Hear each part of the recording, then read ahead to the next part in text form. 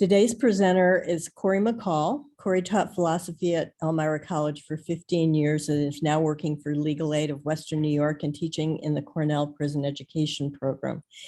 His longstanding interest in the ethical, political, and legal dimensions of the opioid crisis make him a fitting presenter for today's book, Empire of Pain: The Secret History of the Sackler Dynasty. If you haven't read it, there are 11 copies in the library system, including via ebook. I personally listened to it, and it's a masterful narration by the author. Unfortunately, the library doesn't have the audio version, but it's definitely worth an Audible credit if you get your audiobooks that way. I know this will be a particularly difficult subject for some, as so many people have been personally impacted by the opioid crisis, and our thoughts are with you and your loved ones. We'll keep everyone muted during the presentation, but open the mics afterward and hope that you'll join in the discussion.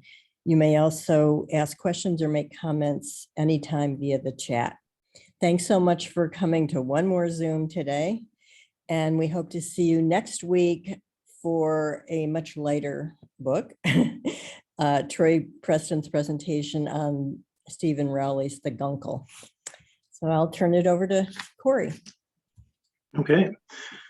Thank you, Louise, for inviting me to talk about this really interesting and, as you mentioned in your introduction, difficult book, right? Difficult to read because of the subject matter, but also, and we were talking a little bit about this just a minute ago, because of the complexity of the story that the author, Patrick Radden Keefe, wants to tell here.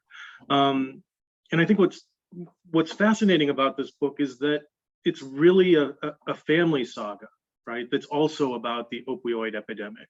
It's as the title says there, it's a secret history of the family that wanted to remain shrouded in secrecy, that did everything that they could to make sure that their names weren't associated with OxyContin, that their names weren't associated with the opioid epidemic.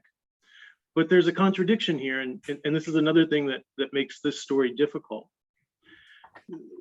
There's a contradiction here, and the story is filled with other contradictions, I think. But the contradiction, of course, is that, yeah, this is a secret history of the family that didn't want their name associated with this epidemic that they were, in some sense, and the question is in what sense, right? But that they were in some sense responsible for.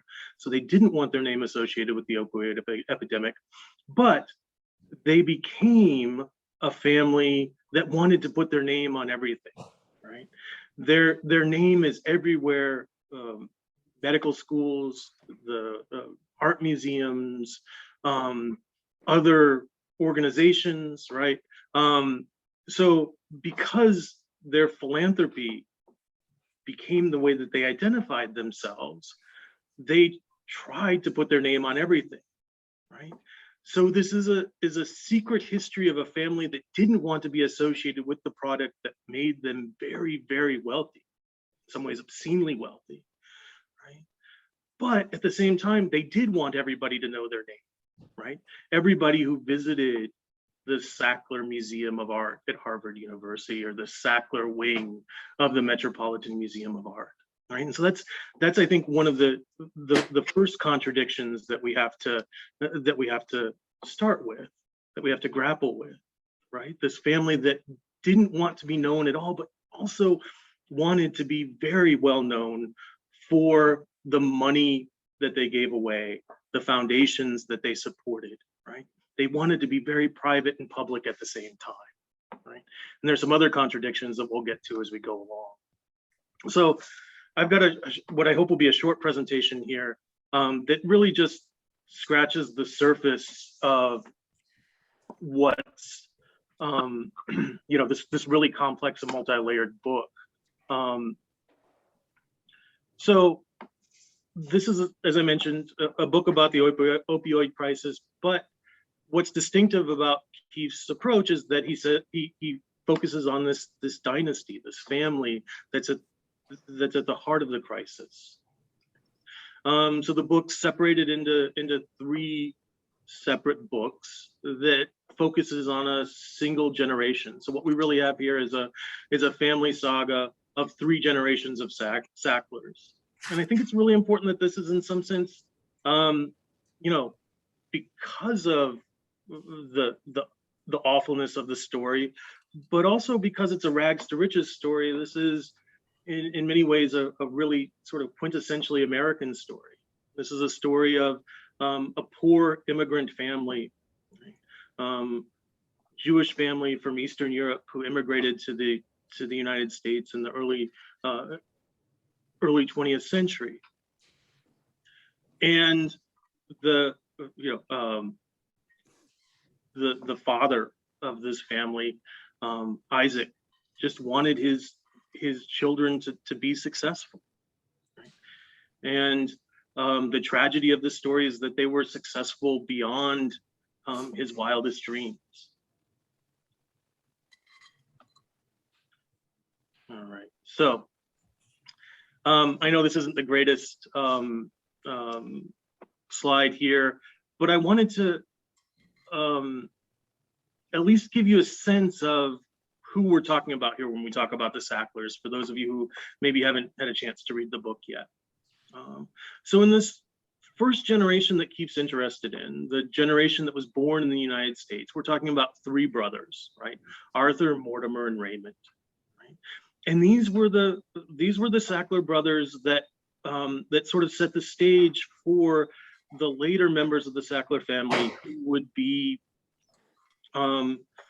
responsible for Purdue Pharmaceuticals and hence responsible for, in many ways, for the opioid epidemic that swept the nation beginning in the late 90s and continues through today. So the oldest brother, Arthur, you can see his dates there, 1913 to 1987. You can also see that you know, he's married a few times, and Keefe goes into this as well. But Arthur Sackler is important for this story, not just because he sets the stage for what his descendants would do, but also because he provides a model for them. It's with Arthur Sackler that we see the marriage of medicine and commerce that's going to be key to the opioid crisis and Purdue Pharmaceuticals' role in the opioid crisis. So Arthur Sackler's key to this story, but another thing that you'll notice about his dates, right? He dies in 1987, so his descendants say with some plausibility that he bears no responsibility for what other members of his family did. He bears no responsibility for what Mortimer and Raymond and their descendants did when they developed OxyContin and marketed it and cared much more about sales than they cared about the well-being of the people who were taking their product. And so you see that Mortimer and Raymond lived much longer than Arthur.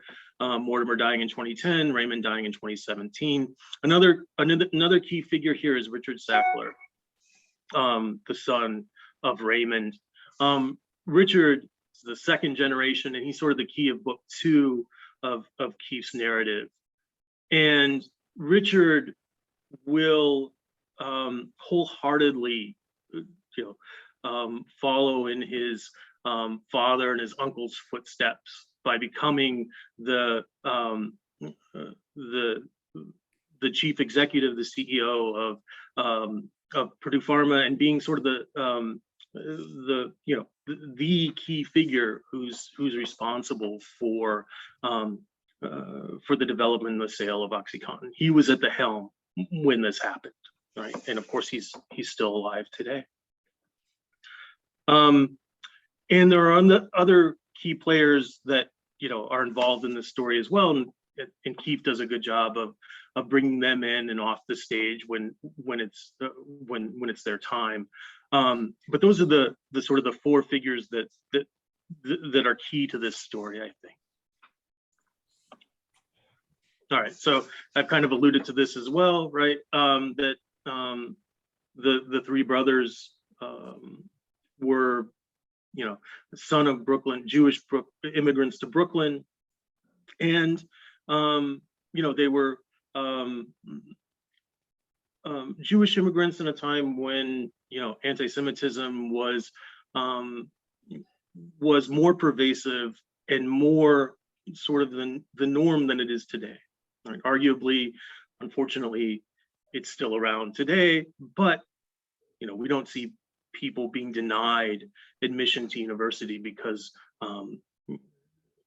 they're Jewish. But of course, that was the norm then. There were quotas, and people were denied admission to the university. And so, one of the ways we see this is that, the brothers all wanted to attend medical school. Their father wanted them to attend medical school, but they had to leave the United States to do it. Right? They had to go to Glasgow. And they went to Scotland, got their medical degrees, came back and worked in the United States. And they all three brothers ended up working at Creedmoor Psychiatric Hospital as well. Right? And one of the first things they tried to do at Creedmoor, and this is the mid to late 1940s, just after World War II by this time. They see, the main treatment for treating patients at Creedmoor Psychiatric Hospital and other psychiatric hospitals in the United States at the time was, of course, electroshock therapy. And Arthur, in particular, along with his brothers, they wanted to find an alternative to this therapy. Right? They wanted to find basically a pill that would pacify individuals, psychotic individuals, right, and make them easier to manage in a hospital setting. Right? And so this becomes the first sort of pharmaceutical, the big pharmaceutical innovation of the Sacklers. Right? But also at this time, remember where I showed on the slide, but I didn't mention it, that that Arthur was, he had this drive, this entrepreneurial drive, right? Going back to when he was a kid, he worked his way through high school, multiple jobs, right? So Arthur was driven.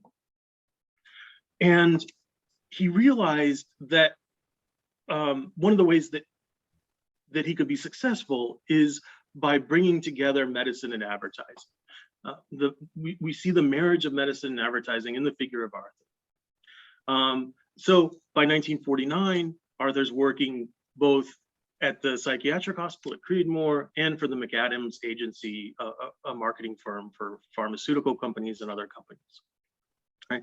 But in this post-war period, right, the sort of the mass marketing of drugs was a new thing. Right? And Arthur was one of the pioneers of this endeavor, beginning with one of the first sort of mass marketed drugs was terramycin, following on the success of other antibiotics, right? And here's where we see one of the really interesting contradictions, another of the really interesting contradictions in this first generation. While Arthur was working really hard to become successful and to become rich, he was also motivated by his socialist political sensibilities. Right? He was worried, and he and his brothers were worried about becoming too wealthy, and they were worried that what that excessive wealth would do to them. And so Keefe tells the story of how the three brothers, along with fourth man Bill Froelich, right, in a cold, he sets the scene really well, right? A cold, snowy winter street, much like the weather outside today. The brothers hit upon a pact. They decided that they would own the company, any of their companies, any of their holdings would be held jointly between the four of them. And if one of them died, their holdings would be shared equally among the surviving three. And when the last of the four died, then all of their holdings would go to charity.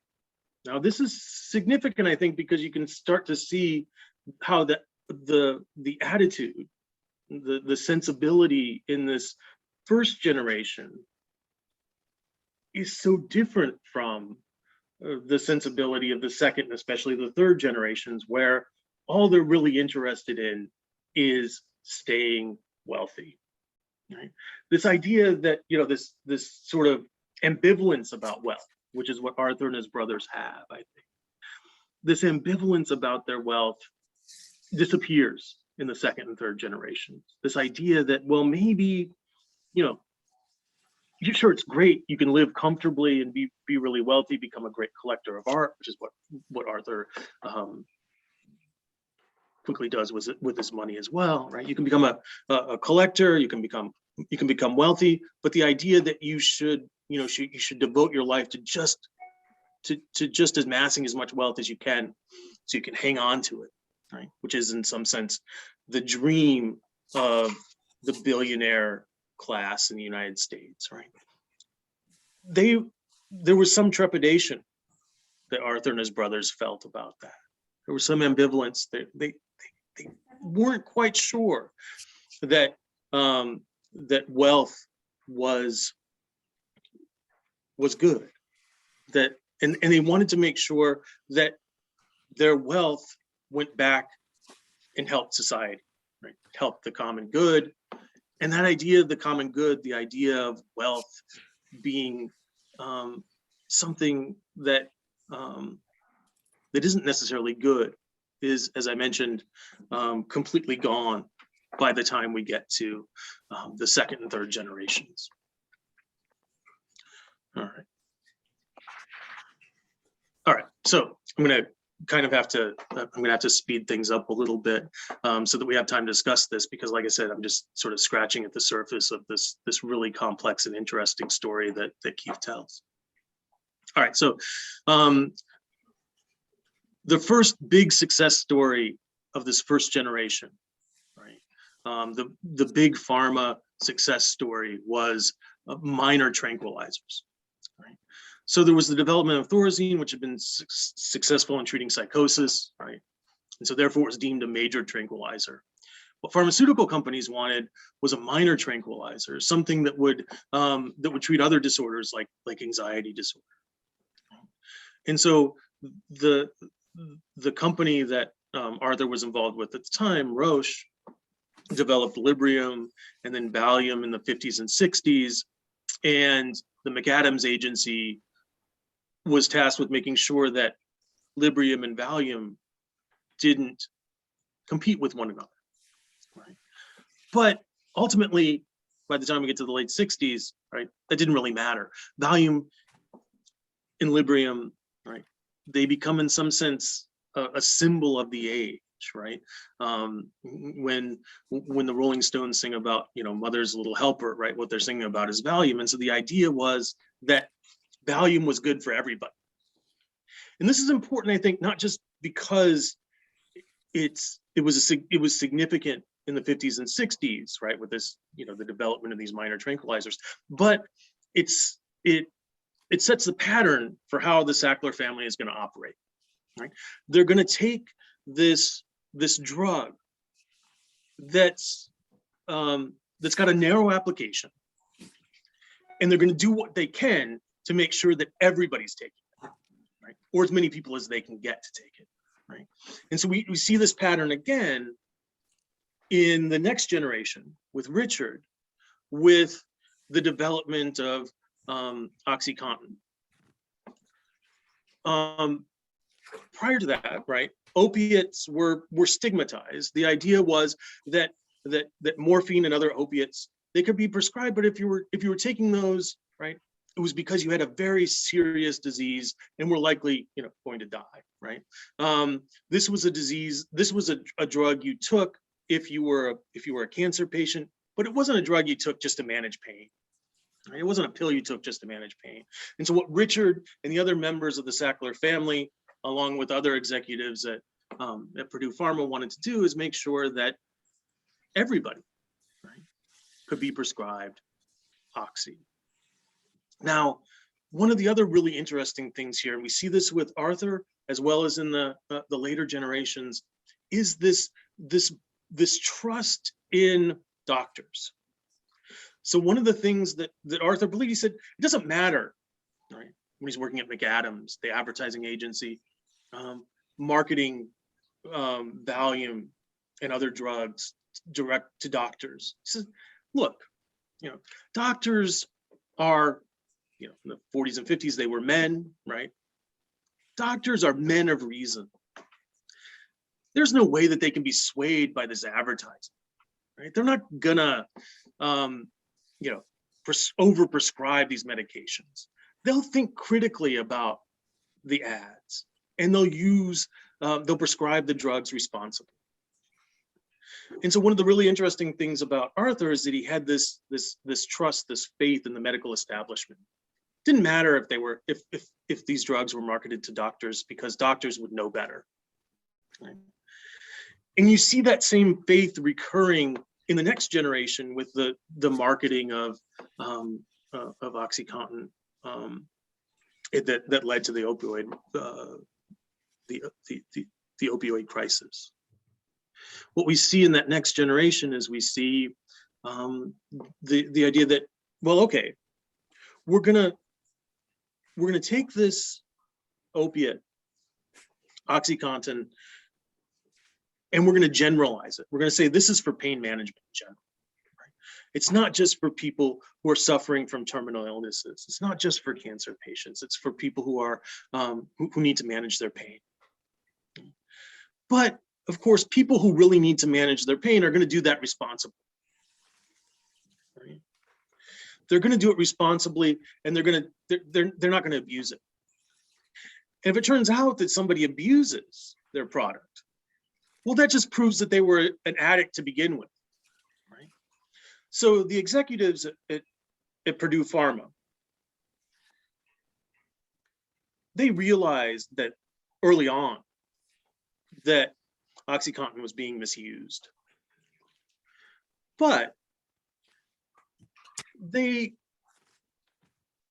condemned the people who were misusing it as simply addicts, people who, because they have an addictive personality, if it wasn't OxyContin, it would have been something else. Right? And so that was the way they were able to shrug off this crisis for so long. Okay, so I want to say a few things about, Arthur Sackler, the collector, right? The philanthropist, right? So, as he gets wealthier and wealthier, he needs to figure out a way to invest all that money, to spend it all, right? And he begins to invest in art. He's got a farm out in Long Island, a farmhouse that they live in, but his collection quickly gets too big for that, so he's got to find a place to store it. Right? And the Metropolitan Museum of Art, of course, solves this problem by devoting storage space to his private collection. Right? And so there's this association between the Sacklers, between Arthur and the Met from early on. I'm going to skip that because I want to make sure we have time to discuss various other aspects of the book. Right? But I was struck by this excerpt that Keefe cites. This is from just a year or two before Sackler dies in 1987, right? And he's at the dedication of the Arthur M. Sackler Museum of Art at Harvard University. And this is the excerpt that Keefe gives us. And I think, this excerpt is significant. This excerpt or in paraphrase of the speech is significant because it shows us just how Arthur and presumably the other members of the Sackler family thought, right? How they thought of themselves and how they thought of, of humanity more general, right? So it's emblematic of this hubris, this belief that humans through medicine and other forms of technology could control everything, and that would lead to progress, right? And of course, Sackler isn't the only one who thought this, but I think it's a representative idea. So for billions of years, all species were at the mercy of the environment, but now the environment is at the mercy of one species, us. Humans put a man on the moon, Arthur Sackler pointed out, and devised ingenious methods with which to influence heredity and evolution.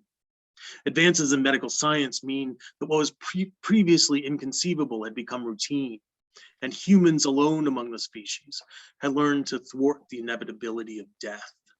The new millennium would only accelerate this progress. Of course, the irony here, right? He's talking about humans thwarting the inevitability of death, and he's going to be dead less than 2 years later. But I think this attitude is interesting because it shows an attitude that's pervasive, not just among the Sacklers, but among the very wealthy to this day. And so when I was reading this, I thought about, the billionaire space race between Elon Musk and Jeff Bezos, right? The idea that, billionaires would figure out how to get us to space, to the moon, to Mars and beyond, right? This idea that they are in control of everything and that they're representative of humanity, I think is a really dangerous attitude. All right, so finally made it to book 2, but I'm going to go quickly, I promise. So I've already talked about Richard a bit, right? They developed through a British pharmaceutical company that was a subsidiary of theirs. They developed this MS Contin, and what Contin signified was a time-release capsule. Right, it was a capsule that would release a specific dosage throughout the day, and so this was supposed to revolutionize, right, pain management, because you'd no longer be able to abuse the opioid. You wouldn't be able to abuse it because, right, the time release capsule, right, releasing just the amount that you need into your bloodstream. But of course, as soon as it came out, right, people figured out ways to abuse it by breaking the capsule, taking the powder and snorting it, and so on and so forth, right? But this was the idea. We're going to make an opioid that would be immune to abuse, immune that you couldn't get addicted to. But of course, that didn't happen at all. Okay. And the other thing to keep in mind, and this is one of the peculiarities of the pharmaceutical industry, the drug patents, right? When a company patents a drug, they have exclusive rights to that drug for just a really short period, 20 years before the competitors can develop generics. And so the motivation for Purdue and other drug makers is to maximize profits during that short window of time. Right? And so this contributed to the attitude at Purdue Pharma to get as much OxyContin out there, right? Give it to people so that sales will remain robust, right? And of course, Richard Sackler says early on, right, in the early 1990s, you won't believe how committed I am to making OxyContin a huge success. Right? Depending on how we understand that statement, right, he was successful beyond his wildest dreams. There were various lawsuits, and I want to touch on that before I finish. Right? There were various lawsuits that, going back to the 2007, right? But what Purdue was very careful of doing is making sure that they never had to admit responsibility for the opioid crisis. Right? And they also wanted to make very sure that the family was distanced from Purdue. Right? So just briefly, a bit about the third generation, the legacy. I think what's key about the legacy in the third generation is that by now, right, the third generation this is a generation that has just known obscene wealth.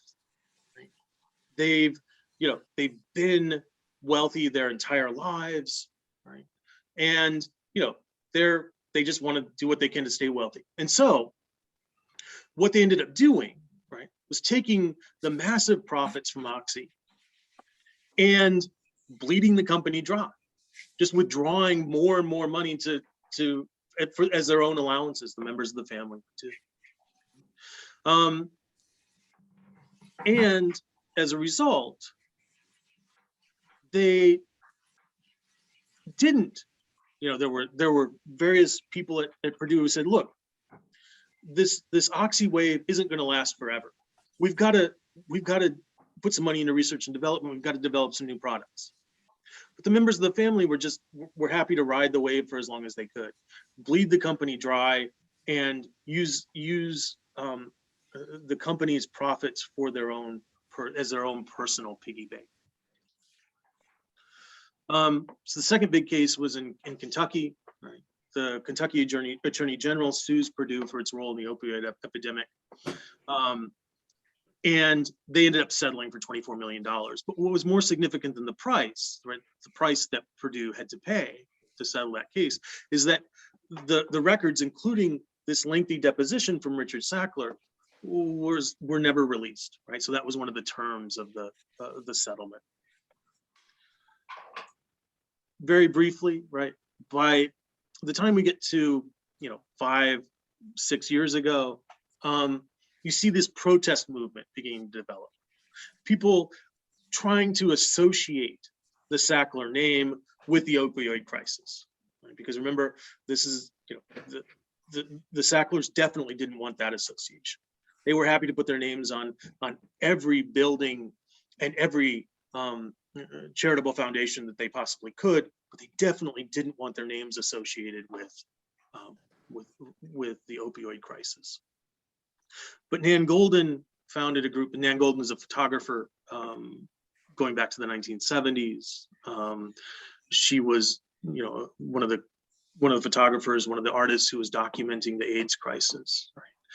When people just wanted to forget that in the late 80s. And during that time, she became addicted to heroin, entered rehab, got clean in the late 1980s. Fast forward to 2014, she had pain from a severe case of tendonitis in her wrist, was prescribed OxyContin for that pain, and she became addicted to Oxy, and continued to work, but she really, she was just, she was enthralled to her addiction until she entered rehab again in 2017. And she realized, as a result of that experience, that it was the Sacklers who were responsible for this. It was the Sacklers who had, who were at the heart of the opioid crisis. They were the origin point of it. And the group that she founded, I've got a link to it here, but I don't think I have time to show it to you, this Prescription Addiction Intervention Now. What this group did is they'd go to the museums and other institutions that the Sacklers had endowed with and gotten their name on, and they would hold protests, because what they wanted to do was to associate the Sackler name with the opioid crisis and disassociate it from these philanthropic endeavors that the Sacklers wanted to use to define themselves. Okay, and just very briefly, right, getting up to the present, right, we get this multi-district litigation. By this time, there were, too many lawsuits to count. Hundreds of lawsuits, big, small, filed against Purdue Pharma, and they were bundled together into what's called multi-district litigation. Right? And these, state attorney generals, cities, counties, and Native American tribes, right, were all bringing suits against Purdue Pharma. But of course, by 2018, right, that exclusive period, right, when Purdue has the exclusive rights to OxyContin, that's expiring anyway, right? And so there's this sense in which if the litigation and the protests wouldn't have happened, right, Purdue Pharma probably would have had to move on from OxyContin anyway. Right? They declare bankruptcy, right? Because what the Sacklers wanted to do is protect their wealth, right? Liquidate the company, and keep their wealth protected. All right. So that, I know that was a huge, sort of quick overview, right? There's a lot here, and this, like I said, is just scratching the surface of this book. So I wanted to make sure that we had some time to discuss aspects of it that I didn't get a chance to touch on in my really brief and hurried presentation.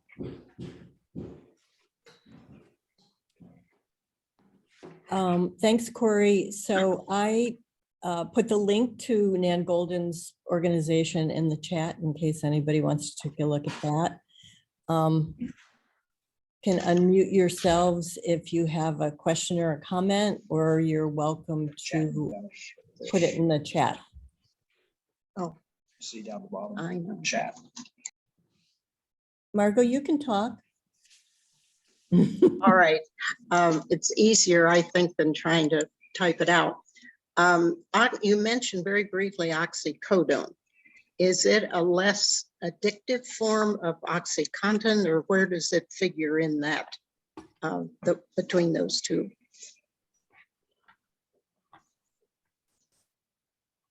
So now I have to remember back to the details. Louise, do you remember? Is it the difference? delivery system that That's what I'm makes it thinking, different? right? Yeah, So- the time so the- release delivery system. The time I release. think So is the contin, distinction. the contin suffix refers specifically to that time release delivery system, right? So it's basically the same drug, right? But with OxyContin, you've got the time release capsule.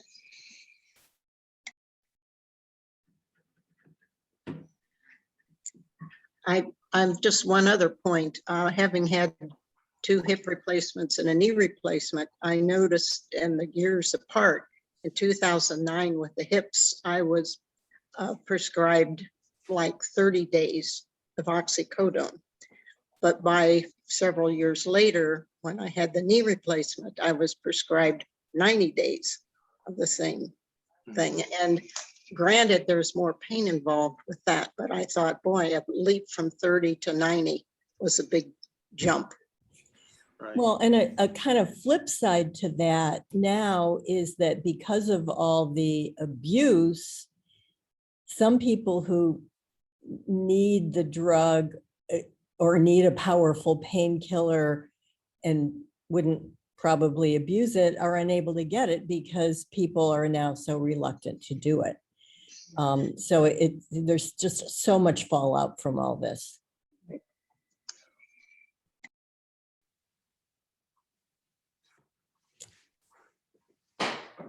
Jenny? Hey, Cory. Jenny? One of the things that this story reminded me of when I read the book was the story of Thomas Watson and IBM and the power of the sales force Mhm. in the Mhm. corporation. It was a fascinating time in America where the salesmen were so powerful for the corporation, and that may be true today. I just don't know. We're in another world. The other thought I had as you were speaking, Cory, is when you were talking about his amazing quote about now the earth is dependent on the humans. Reminds me so much of the environmental crisis, and billionaires wanting to go into space. I just wanted to encourage everyone, if you haven't watched the movie Don't Look Up, to watch it because it's us tongue in cheek, but very scary parallel to this kind of thinking that we are all part of right now. So well done, Cory. It was a huge book. I got through it. And thanks for the synopsis. Sure, yeah, trying to figure out a way to talk about even to scratch the surface and summarize it was tricky. But yeah, I mean, I think that one of the really important themes of this book, it's at least implied, right? It's not an explicit theme that Keefe goes into, but he sort of shows us through these various portraits of the family members just their sheer obliviousness, right? Their inability to think about the implications of what their decisions, what the ramifications of their decisions are potentially going to be. Right? And I think that becomes, there was one of the family members, Madeline, member of the third generation, who I didn't even get to talk about, but she became relatively well known as a documentary filmmaker. And she made a film that was well received about, she went into a Indiana penitentiary and filmed a documentary there. But of course, the idea that, there'd be a connection between the people, the prison industrial complex and the abuse of opioids that their families responsible for, right? That connection is one that she refused to make. So as long as she could talk about, be seen as an activist who's doing what she can to shine a spotlight on the injustice of mass incarceration, she was fine. But as soon as people started to say, wait a second, shouldn't you take a minute and reflect on your family's role in this injustice, right? It's at that point that she refuses. And you see that again and again, where people are trying to say, wait a second, your family's wealthy and your wealth is derived from this drug that people are becoming addicted to and they're dying from, right? And there are people in your company who have become addicted to it, right, and had their lives turned upside down by it, and even and have family members who have died from it, right? And just asking them to reflect on that, or even take responsibility for it, right? There were congressional hearings a few years ago where they dragged some members of the family before the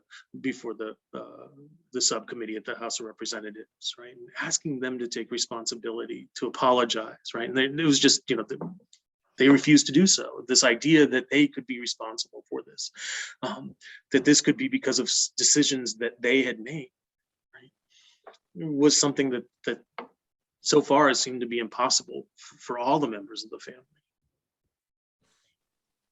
And I think, I don't know if I had to step out for a minute, and I don't think the book went into this a lot, but another piece of this is that people became addicted, then couldn't get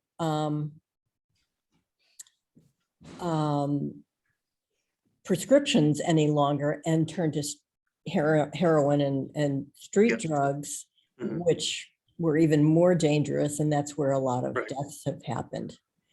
Yeah, it's interesting because, early on in the so-called war on drugs, people would talk, in the Reagan administration, right, about gateway drugs, right? Marijuana was said to be a gateway drug. But here we have an example of, this prescription medication that is in fact for a lot of people who become addicted to it, a gateway drug. People who wouldn't, imagine, using intravenous drugs. When they're in the thrall of this addiction, then the unimaginable becomes, something that becomes all too imaginable. Yeah, of course I'll shoot up heroin, they'll say. I've got to sort of feed this addiction, right? And so there is this sense in which, this, this FDA approved medication for pain management became all too often the sort of first drug that people unwittingly took and became addicted to, and became their sort of gateway drug to heroin and other drugs to sort of feed that addiction.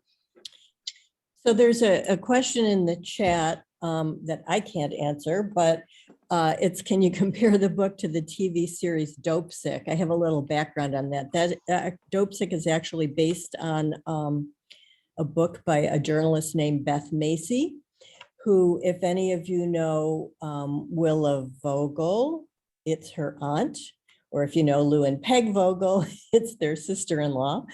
I have not watched it.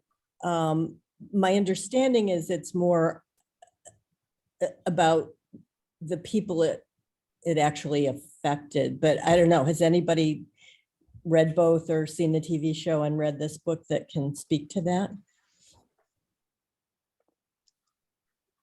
It's on my list. It's in my Me too. queue of things to watch, but I have not seen it yet. Yeah, I think that maybe it's sort of a perspective difference in that Dope Sick's more about the day-to-day lives of the people that have been impacted and what they look like. And this is more, how did this come to happen book. Right. Wasn't there some news this morning about Purdue Pharma and Native American Oh, nations in litigation? I didn't catch the whole thing, but I mean, it's after reading the book, I hear about Purdue Pharma and I think Sacklers, but you know, you never hear their name mentioned. yes. So the headline from Reuters says, well, this is interesting. Drug distributors and J&J to pay $590 million to settle claims.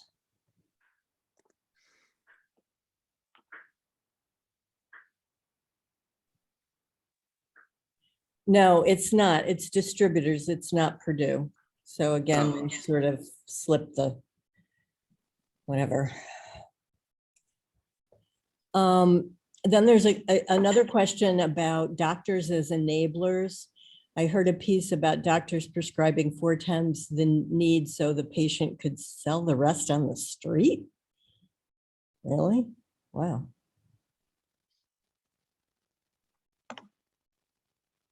I had not heard that.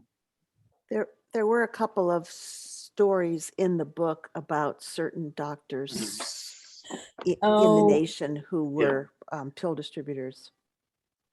Right, you're right. Some of Purdue Pharma's best customers. Yeah, I guess I had repressed that. Yeah, there's so many details in the book. It's easy to sort of forget key details like that, or even, you know, yeah, I mean,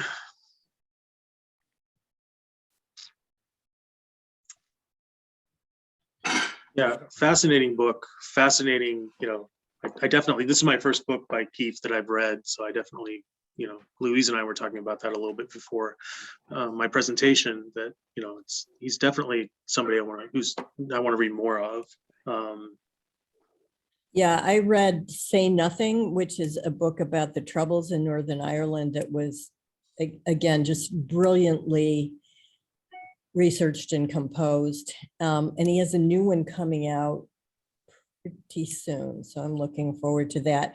He also writes in the New Yorker. If people subscribe to that, they've probably seen his work there. Yeah, I mean, so I think one of the things that was most fascinating to me was the understanding of how it came, that marketing and pharmaceutical medical thing came about. I mean, I remember the very first part when drugs were allowed to be advertised on television, which is insane. You know, creating that market where, oh, I want this because I saw it on television and I think I need it, as opposed to trusting your doctor. I don't know, it's just crazy. I think of that when I watch TV and see those ads, because I haven't gotten to the mute quickly enough. And it says, ask your doctor about such and such. Mm-hmm. Or, you know, the first 30 days free, all those things. that are mass marketing. But then on the other end, what does the doctor, how is it to be in the office when a patient asks for something? You know, the pressure there that the patient is asking the doctor as though the patient knows more, and all the drugs that the doctors have to keep up with. For me, it was just an amazing story about greed Mhm. on all levels, on so many levels. It was almost, you know, one of those, it was like Aesop's fables. It was like a tale for all time about the human ability to be greedy and Well, to in ignore. the particular context of healthcare, it's especially egregious. I saw a story last night that they've arrested 2 women on Long Island, a nurse and some other somebody who worked for her, who owned a clinic, who were selling forged vaccine cards to people, and apparently have made almost $1 million. I just, my head spins. I don't understand. So, well, anybody else? The Sacklers were talking about, you know, doctors are always going to be truthful and, you know, pillars of society. And here they were doctors and they were not. You know what I mean? Yeah. They're talking about themselves. They were all MDs and they were doing this behavior and speaking, you know, on the other side of the issue. It was amazing. The denial was incredible. Denial, definitely. Yeah, absolutely.